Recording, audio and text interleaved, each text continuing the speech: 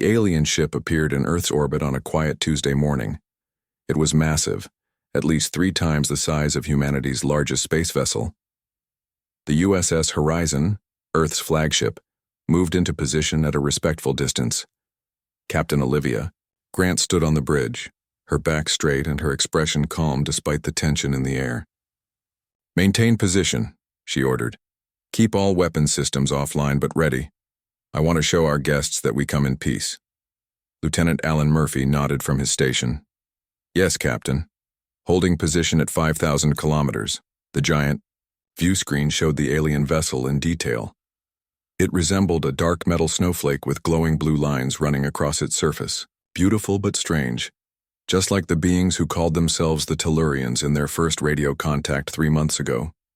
"Open a channel," Olivia said. "Standard greeting protocol." Communications Officer Diane Reed tapped her console. "Channel, open, Captain." Olivia straightened her uniform jacket. "This is Captain Olivia Grant of the Earth vessel USS Horizon. On behalf of the United Earth Government, we welcome the Tellurian delegation to our solar system. We are honored by your presence and look forward to peaceful exchange." There was a moment of silence before the reply came. The view screen shifted to show a tall, thin figure with pale blue skin and 4 arms. Its head was hairless with large dark eyes that seemed to take up half its face. "I am Supreme Void Marshal Creeks of the Tellurian Dominion," the alien said, in nearly perfect English. "We acknowledge your greeting, human vessel. We will begin docking procedures for diplomatic exchange." Olivia smiled politely. "We would be delighted to host your delegation aboard the Horizon, or if you prefer, we can send representatives to your vessel." Creeks tilted his head slightly. "Our environmental needs are complex. We will host you." "Of course," Olivia replied, without hesitation. "We are happy to accommodate your preference. Please transmit any special requirements for our delegation." After the transmission ended, First Officer Ben Rogers moved closer to Olivia. "They didn't even consider our invitation," he said quietly. "That's the 3rd time they've dismissed our offers." "I noticed," Olivia said, keeping her voice low. "But we're the ones who reached out to them. We're the ones asking for this meeting. Being accommodating is good diplomacy." Ben frowned. "Or it makes us look desperate." "Either way, we follow protocol," Olivia said firmly. "Inform the diplomatic team to prepare for boarding. I want Dr. Susan Rivera and Colonel Frank Mason leading the first contact team." "Yes, Captain," Ben replied, still looking concerned. In the officers' mess later that day, Olivia met with her senior staff.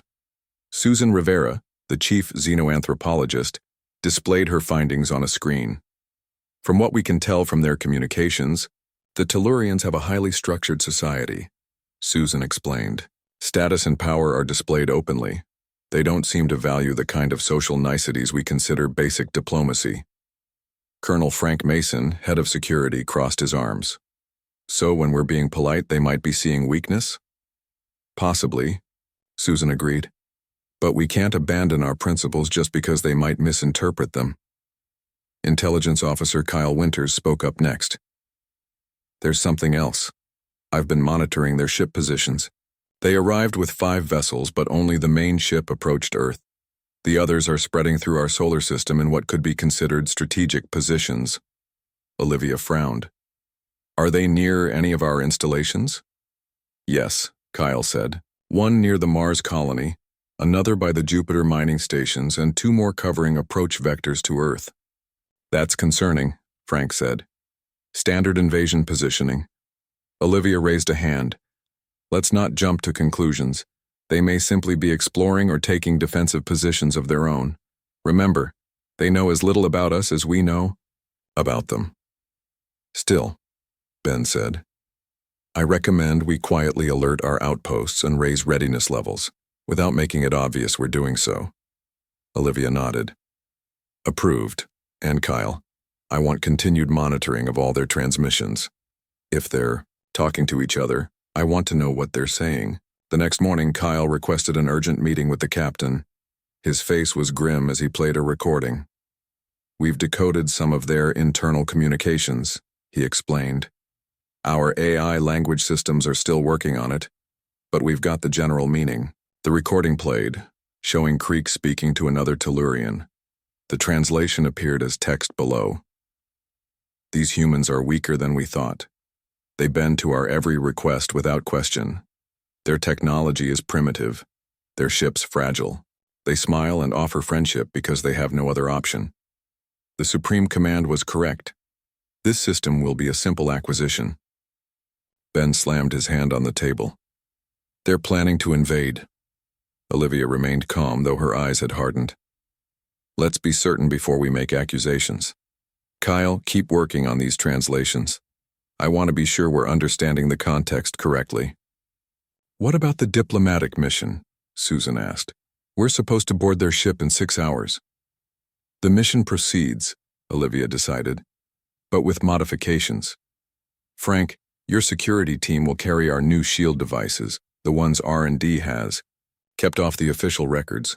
Susan, you'll wear the diplomatic recorder that doubles as an emergency beacon. And if they try something? Frank asked. Then we show them that politeness isn't the same as weakness, Olivia said firmly. Admiral Peters has authorized Protocol Sleeping Giant if necessary. The defense grid? Ben asked, surprised. I didn't know it was operational. That's the point, Olivia replied. No one does except those who absolutely need to know.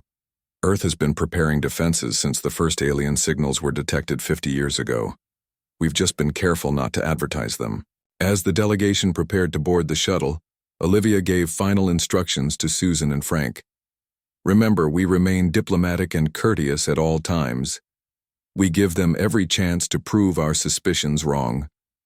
But if they reveal hostile intentions, Frank nodded. We show them their mistake. Susan adjusted her formal diplomatic sash. Do you think they really believe we're desperate? That our politeness is weakness? Olivia looked out the viewport at the massive alien ship. I think they're about to learn an important lesson about humanity. We extend a hand in friendship first, always. But if that hand is slapped away... She turned back to her officers, her expression resolute. Well, they'll discover that being polite was always our choice, not our necessity. The shuttle departed the horizon, carrying the human delegation toward the waiting Tellurian ship. Behind them, silent commands activated. Throughout Earth's solar system, as hidden defense platforms quietly powered up, ready but invisible. The lesson was about to begin. The shuttle docked with the Tellurian ship with a gentle thud. Susan Rivera adjusted her diplomatic sash one last time as Frank Mason gave his security team a final look over. Their special shield devices were hidden under their formal uniforms, appearing as nothing more than decorative pins. Remember, Frank said quietly, smile and be polite no matter what, but stay alert. The airlock doors slid open. 4 Tellurians stood waiting, each nearly 7 feet tall with forearms and skin that shifted between blue and green depending on how the light hit it. Their faces showed no expression that humans could read. Susan stepped forward with a practiced smile. On behalf of Earth and humanity, we thank you for welcoming us aboard your vessel. I am Dr. Susan Rivera, Chief Diplomat for this mission. The tallest Tellurian stepped forward. I am Subcommander Zrel. Follow me to the exchange chamber. Supreme, Void Marshal Creeks awaits. The Tellurians did not offer to shake hands or make any gestures of welcome. They simply turned and began walking down a long corridor. Susan and Frank exchanged quick glances before following. The inside of the alien ship was both beautiful and strange. The walls seemed to pulse with faint blue light, and the air had a sweet, metallic smell. Despite the ship's enormous size, they saw very few crew members during their walk. Your vessel is impressive, Susan said, trying to make conversation. How many crew serve aboard? That information is not relevant to our exchange, Zrel replied without looking back. Frank raised an eyebrow at Susan, who gave a tiny shrug. In response. The tension among the human delegation was growing, but they maintained their diplomatic composure. After walking for nearly 10 minutes, they arrived at a large circular room. In the center stood Supreme Void Marshal Creeks, flanked by what appeared to be high-ranking officers. The walls of the room displayed moving images of Earth from different angles. Susan noticed that the images seemed to focus on military bases, power plants, and other strategic locations. She kept her face neutral despite her growing concern. "Welcome, humans," Creek said. "We are pleased you accepted our invitation." Susan bowed slightly. "The pleasure is ours, Supreme Void Marshal. We look forward to learning more about your people and sharing information about our own." Creeks made a gesture with his lower set of arms. "Yes, information. That is indeed what we seek." The meeting proceeded with basic exchanges about culture and biology. The Tellurians asked many questions about Earth's resources, population centers, and defense capabilities. They offered very little information about themselves in return. 2 hours into the meeting, Creeks stood suddenly. "We will now proceed to the resource assessment phase." Susan tilted her head. "I'm not familiar with this term in our agreed protocol." "It is simple," Creeks explained. "We must determine what Earth resources will be useful to the Tellurian Dominion, and which human populations are suitable for integration into our labor systems." The room went silent. Frank's hand moved slightly closer to his hidden shield device. Susan kept her voice steady. "Perhaps there's a translation error. We're here for peaceful exchange, not to discuss resource extraction or population integration." Creeks made a sound that might have been laughter. "There is no error. Your species has shown clear submission behaviors from our first contact. Your constant accommodation of our demands indicates your recognition of our superior position." "I believe you've misunderstood our courtesy," Susan said carefully. "On Earth, politeness is a sign of civilization, not submission." "A convenient explanation for weakness," another Tellurian officer said. "We have studied your responses. You have yielded to every request. Your ships maintain respectful distances from ours. You agreed to board our vessel instead of insisting. We visit yours. These are not the actions of equals." Frank stepped forward. "With respect, Supreme Void Marshal, diplomatic courtesy should not be confused with fear or weakness." Creeks waved 2 of his hands dismissively. "Enough pretense. We have already begun scanning your planet's resource deposits. Your military capabilities are primitive compared to ours. We offer you the opportunity to surrender formally and accept protected status within the Dominion. This will result in fewer human casualties during the transition." Susan and Frank exchanged glances. Susan tapped her diplomatic badge twice, the signal to Captain Grant that the Tellurians had revealed hostile intentions. "I must inform you," Susan said, her voice now firm, "that Earth does not surrender. Not now, not ever. We extended friendship because that is our preference, not because it was our only option." Creeks seemed amused. "Bold words from a species whose most advanced ship we could destroy in seconds." "Perhaps," Frank replied, "but appearances can be deceiving." On the USS Horizon, Captain Grant received Susan's signal. Her face hardened as she turned to Communications Officer Diane Reed. "Send the activation code to Admiral Peters. Protocol Sleeping Giant is now in effect." Diane nodded and sent the encrypted message. Throughout the solar system, hidden platforms that had appeared to be nothing more than small asteroids or debris suddenly came alive. Earth's true defensive grid, kept secret even from most of humanity, powered up silently. Back on the Tellurian ship, alarms began to sound. A junior officer rushed into the room, his skin pulsing with rapid color changes. "Supreme Void Marshal, unknown energy signatures detected throughout the system. Our sensors are being blocked." Creeks turned to Susan, his large eyes narrowing. "What is happening?" Susan smiled politely. "Just Earth showing its true capabilities. We preferred peaceful exchange, but we prepared for alternatives." Creeks reached for what appeared to be a weapon. "Seize them." As Tellurian guards moved forward, Frank activated his shield device. A shimmering blue field appeared around each member of the human delegation. The first Tellurian to reach them was repelled backward by an invisible force. "What is this technology?" Creeks demanded. "Our scans showed no such capabilities." "As I said," Frank replied calmly, "appearances can be deceiving." Susan's diplomatic badge lit up as Captain Grant's voice came through clearly. "Dr. Rivera, Colonel Mason, the Horizon has the Tellurian vessel targeted." Earth defense grid is online and has locked onto all 5 Tellurian ships. You have 30 seconds to reach the escape pods we've identified near your position.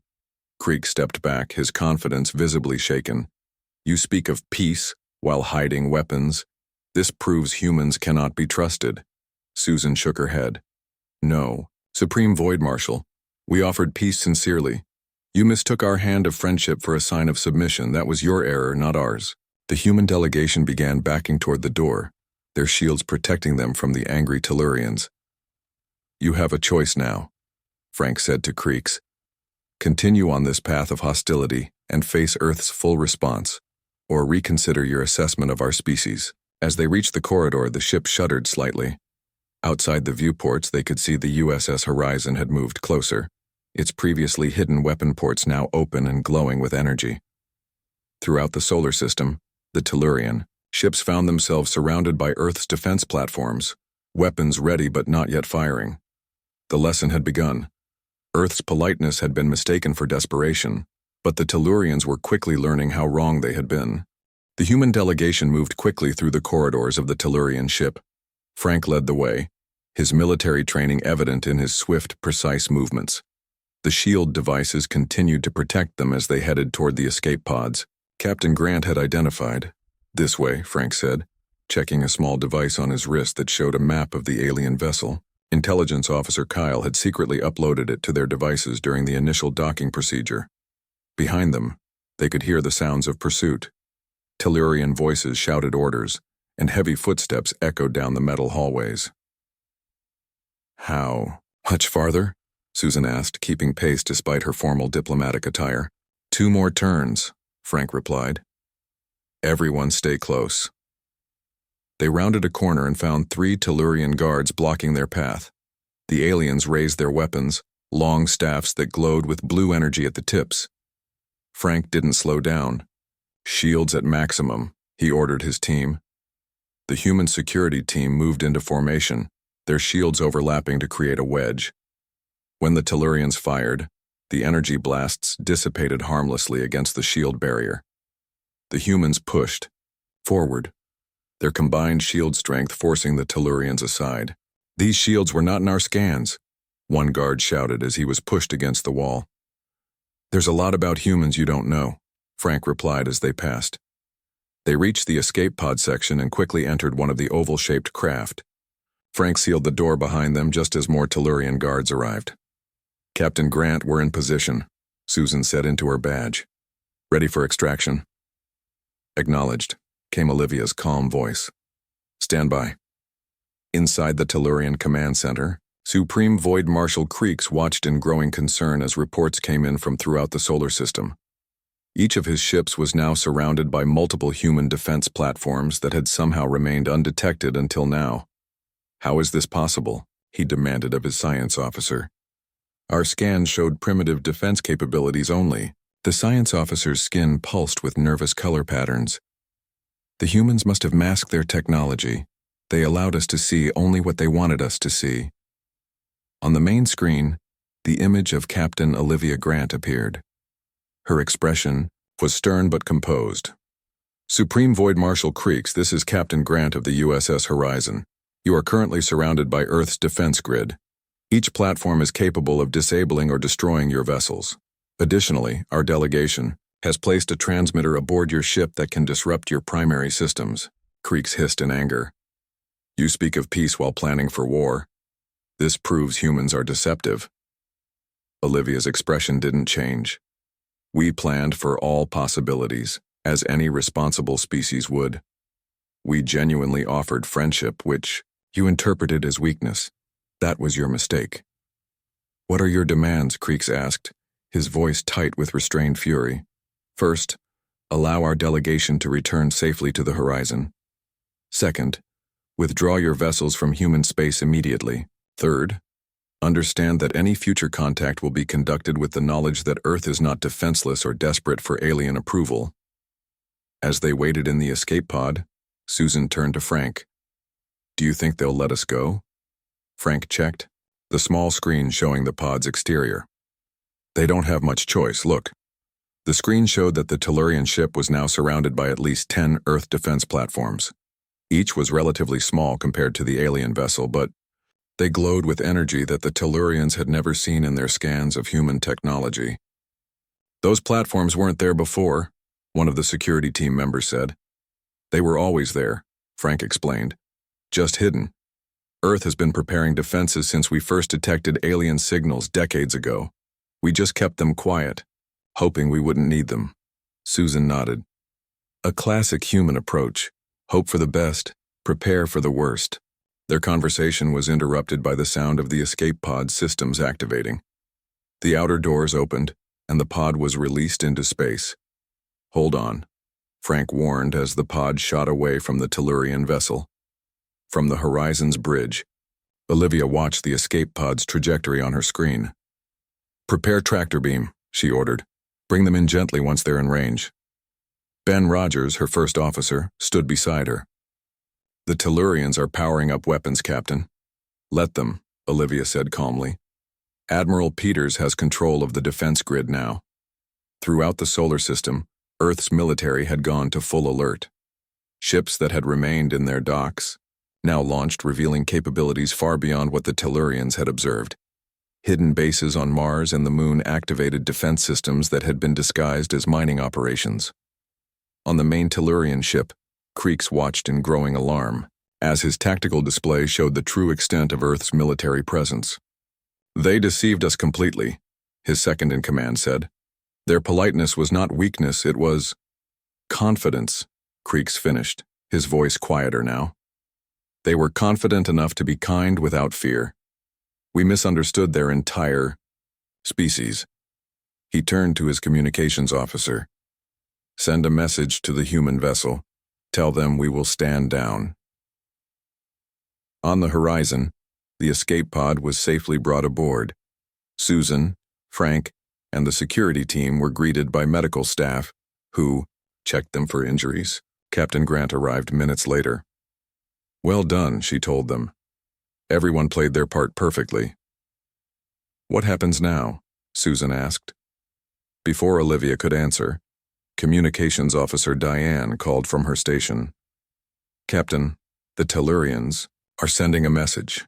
They're standing down and request to reopen communications." Olivia nodded. "Put them through on the main screen." Creeks appeared, his posture noticeably less confident than before. "Captain Grant, the Tellurian Dominion acknowledges your unexpected strength. We have powered down our weapons and will withdraw from your system as requested." "Thank you, Supreme Void Marshal," Olivia replied. "I hope this experience has been educational for both our species." Creeks made a gesture with his upper arms that they hadn't seen before, perhaps the Tellurian equivalent of reluctant agreement. "Before we depart, I must understand. If you possessed such strength all along, why begin with diplomacy and courtesy? In Tellurian culture, the strong do not begin with gentleness." Olivia considered her words carefully. "In human culture, true strength includes the ability to be gentle. We extend courtesy not from weakness, but from choice. We prefer friendship to conflict. But make no mistake, we are always prepared to defend ourselves." Creeks was silent for a moment. "This is a new concept for my people to consider. Perhaps we have more to learn about humans than we realized." "That goes both ways, Supreme Void Marshal. We still hope for peaceful exchange in the future, once trust can be rebuilt." As the transmission ended, Ben turned to Olivia. "Do you think they've really learned their lesson?" Olivia watched on the view screen as the Tellurian ships began to move away from Earth. "I think they've learned that human politeness isn't desperation. Whether they understand the full value of courtesy is something only time will tell." Admiral Peters contacted the horizon shortly after. His weathered face appeared on the screen. "Well done, Captain Grant. The defense grid is returning to stealth mode. Your crew performed admirably." "Thank you, Admiral. Let's hope our next first contact goes more smoothly." Peters nodded. "Either way, we'll be ready. Politeness first, but strength in reserve. The human way." As the Tellurian ships disappeared into the depths of space, Olivia returned to her captain's chair. The crew around her worked with renewed purpose and pride. Earth had faced its first major alien challenge and emerged not just unscathed, but with a new reputation among the stars. Humanity's message was clear. Our politeness is a choice, not a necessity. Mistake it for weakness at your peril. 3 days after the confrontation with the Tellurians, the USS Horizon remained on high alert. Though the alien ships had retreated to the edge of the solar system, they had not yet left completely. Captain Olivia Grant sat in her ready room, reviewing reports from throughout Earth's defense network. A chime sounded at her door. "Enter," she called. Susan Rivera walked in, looking tired but determined. "Captain, I've been analyzing all our communications with the Tellurians. I think I understand what went wrong." Olivia gestured to the chair across from her desk. "I'm listening." Susan sat down and placed a tablet on the desk. The Tellurians come from a society where showing any accommodation is seen as admitting inferiority. When we agreed to their terms for meetings, when we adjusted our protocols to make them comfortable, they saw it as proof we were weak. "That matches what Creek said," Olivia noted. "But surely they must understand that different species have different social norms." "That's just it," Susan replied. "They don't. Our research shows they've conquered 3 other species in their home region of space. All of those species initially tried diplomatic approaches, and all were eventually subdued." Olivia frowned. "So they saw us following the same pattern?" "Exactly. They expected us to be like the others. Polite at first, then gradually revealing our desperation as they applied pressure." Susan tapped her tablet, bringing up a chart. "The difference is those other species truly were technologically inferior to the Tellurians. We're not." The ship's communication system interrupted them. "Captain Grant," came Diane Reed's voice. "Admiral Peters is requesting to speak with you. He says it's urgent." "Put him through to my ready room," Olivia replied. Admiral Peters appeared on the screen on Olivia's wall. His expression was serious. "Captain, we've intercepted communications between the Tellurian fleet and their home world. It appears they're waiting for reinforcements." Olivia straightened in her chair. "How many ships?" "At least 15, possibly. More. They'll arrive in approximately 48 hours. The Admiral's image flickered slightly. "The Defense Council is divided on how to respond. Some want to launch a preemptive strike while we have the advantage. Others believe that would only escalate the situation." Susan leaned forward so the Admiral could see her. "Sir, if I may, the Tellurians respect strength above all else. Any action they perceive as hesitation will only convince them their original assessment was correct." Peters nodded. "The Council has reached the same conclusion, Doctor, which is why we're implementing what we're calling protocol decisive diplomacy." Olivia raised an eyebrow. "What does that entail, sir?" "You're going to invite Supreme Void Marshal Creeks back to the negotiating table, but this time on Earth itself. Show them our full capabilities up close. Make it clear that our politeness was never about weakness." After the call ended, Olivia turned to Susan. "Looks like you'll be needed for another diplomatic mission."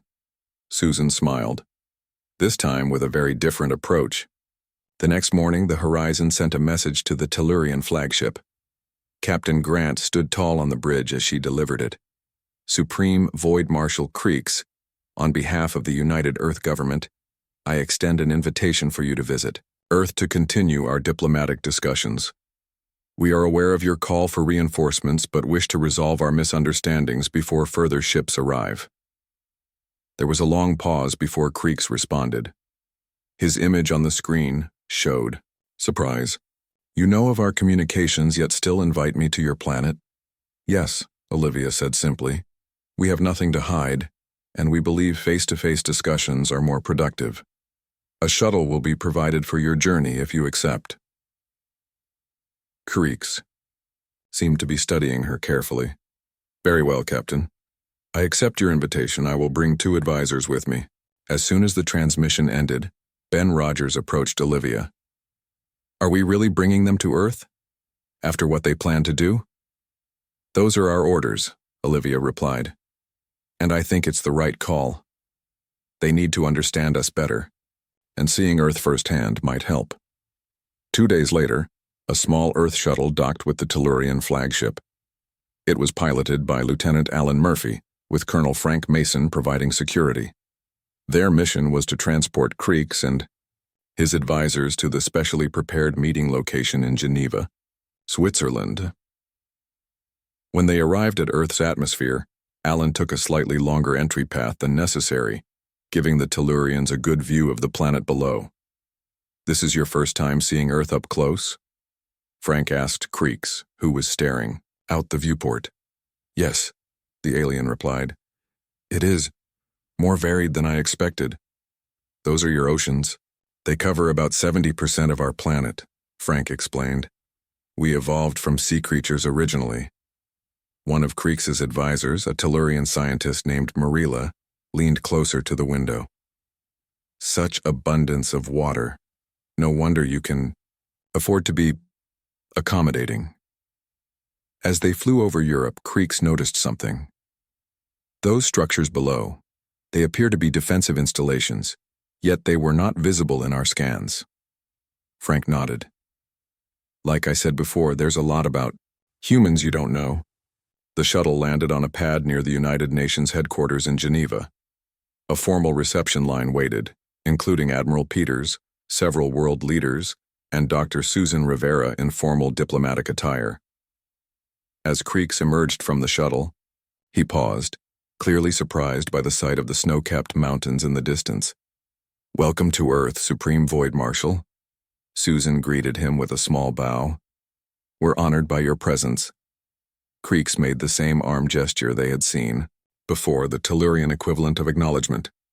"Your world is not what we expected." "We find that's often the case with first impressions," Susan replied with a smile. "If you'll follow me, we've prepared a tour before our formal discussions begin." The tour took the Tellurians through various parts of Geneva, showing both the beauty of Earth and, more subtly, its strength. They passed military units training in parks, saw aircraft performing maneuvers overhead, and witnessed the bustling activity of a confident, united planet. At one point, they stopped at a playground where children were playing. Creeks watched with fascination as the young humans laughed and shared toys. "Even your young practice courtesy," he observed. "Yet they do not appear weak or fearful." "Strength and kindness aren't opposites," Susan explained. "We teach our children to be both." Later, in the grand meeting hall, Admiral Peters led the formal discussions. Maps and displays showed Earth's true defense capabilities, which were far more extensive than the Tellurians had realized. "We could have destroyed your ships at any time," the Admiral explained matter-of-factly. "We chose not to because we genuinely prefer peaceful relations." Creeks was silent for a long moment. Finally, he said, "The reinforcements I called for will arrive tomorrow. What will you do when they come?" Admiral Peters glanced at the Earth leaders, who nodded their agreement to his next words. "We will greet them politely, Supreme Void Marshal, and we will hope they understand what you're beginning to learn. That on Earth, politeness is a choice made from a position of strength, not desperation." Creeks's large eyes blinked slowly as he considered this. "I believe I am starting to understand your species better, humans. Perhaps there is more to learn from each other than I first thought." The next morning, Earth's sensors detected the arrival of the Tellurian reinforcements. 15 warships appeared at the edge of the solar system, their designs more aggressive than the first 5 vessels. Sharp, blade-like protrusions extended from their hulls, and their weapon systems were clearly visible rather than hidden. In the Geneva Command Center, Admiral Peters watched the main screen with Captain Grant and the Earth leadership.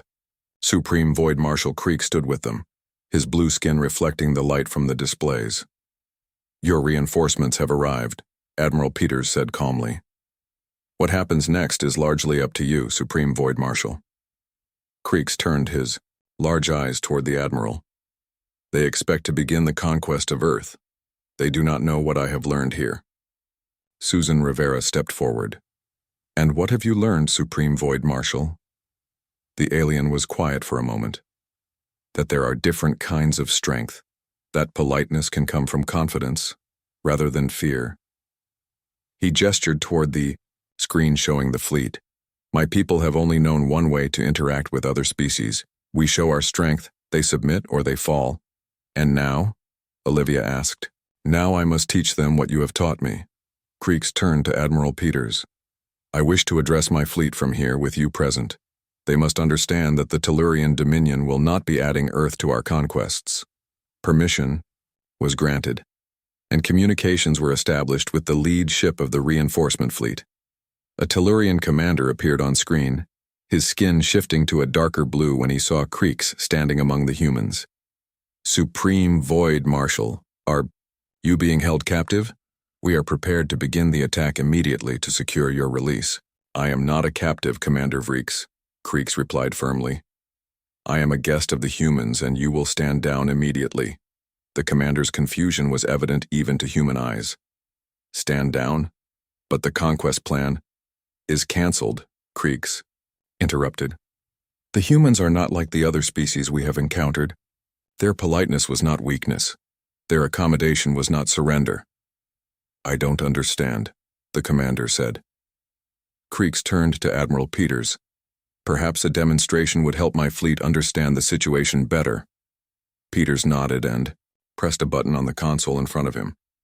Defense grid sections 4 through 12 reveal yourselves. On the main screen, they watched as hundreds of Earth's defense platforms suddenly became visible around the Tellurian reinforcement fleet.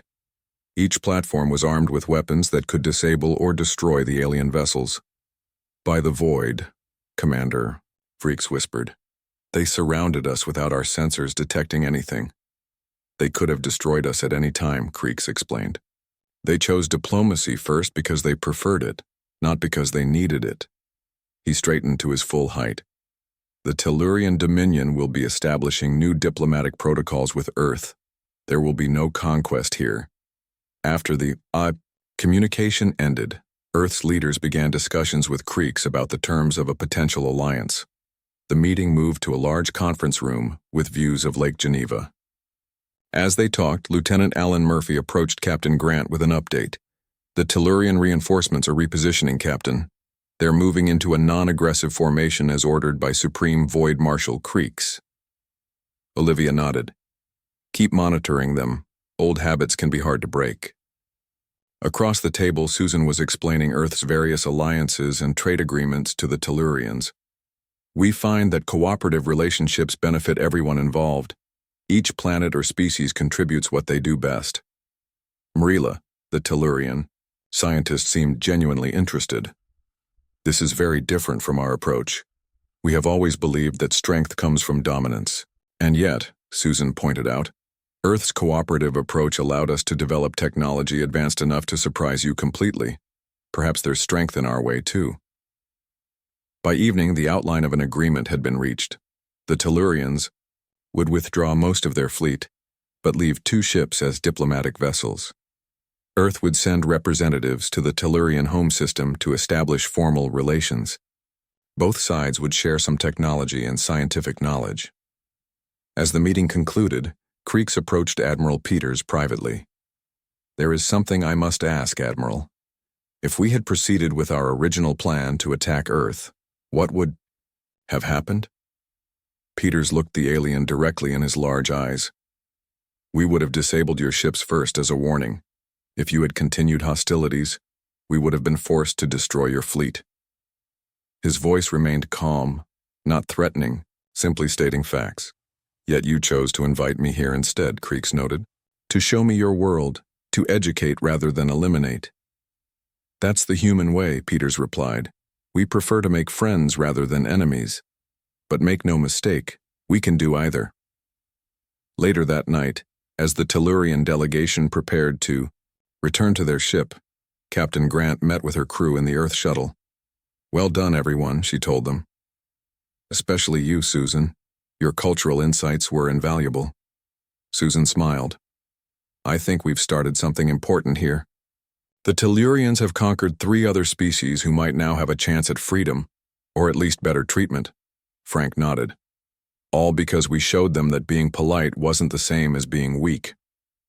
The next morning, most of the Tellurian fleet began its journey back to their home system. Only 2 ships remained, one as a diplomatic vessel and Creeks' flagship. The Supreme Void Marshal had one final meeting with Earth's leaders before departing. "We will spread word of what we have learned here," he told them. "There are many species in the galaxy who believe, as we once did, that politeness is merely a mask for weakness or fear. They should understand the truth before they make our mistake." President Laura Chen, who had arrived from Washington to finalize the agreements, smiled. "We look forward to a long and productive relationship with the Tellurian people, Supreme Void Marshal. Our differences may be many, but our potential together is greater." As Creeks's ship departed Earth orbit, Susan stood with Olivia on the observation deck of the space station that now served as Earth's diplomatic hub. "Do you think they've really changed?" Susan asked. "Or is this just a tactical retreat?" Olivia watched the alien ship growing smaller against the stars. "I think Creeks has changed. Whether his entire species will follow is something only time will tell." "Either way," Susan said, "they won't be mistaking human politeness for desperation again." "No," Olivia agreed with a small smile. "That lesson has been thoroughly learned." Far above them, Creek stood on the bridge of his ship, looking back at the blue planet growing distant. In the Tellurian Dominion's long history of expansion, they had never encountered a species like humans, a people who extended courtesy, from strength rather than weakness. It was a new concept, but one worth understanding. As his ship accelerated toward home, Creeks gave an order that would change Tellurian policy forever. "Send a message to the 3 worlds we've conquered. Tell them we wish to discuss new terms.